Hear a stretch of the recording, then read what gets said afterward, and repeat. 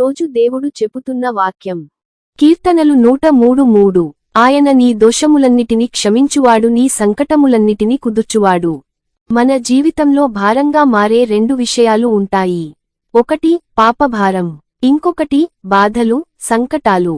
కాని ఈ వాక్యం మనకు గొప్ప భరోసా ఇస్తుంది. ఆయన నీ దోషములన్నిటిని క్షమించేవాడు, నీ సంకటములన్నిటిని నయం చేసేవాడు. నీ గతాన్ని దేవుడు క్షమిస్తాడు, నీ ప్రస్తుత బాధలను దేవుడు తాకి నయం చేస్తాడు. ఏ పాపం ఆయన క్షమకు పెద్దది కాదు, ఏ రోగం ఆయన శక్తికి ఎక్కువ కాదు.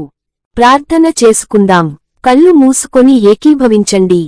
కరుణామయుడైన ప్రభువా, మా దోషాలను క్షమించి మా శరీరాన్ని, మనసును, జీవితాన్ని బాగుచేయుము. నీ కృపతో మమ్మల్ని సంపూర్ణంగా చేయుము. ఆమేన్. లైక్ చేయండి, షేర్ చేయండి. మరియు ఇలాంటి దేవుని వాక్య సందేశాల కోసం మా ఛానెల్ను సబ్స్క్రైబ్ చేయండి.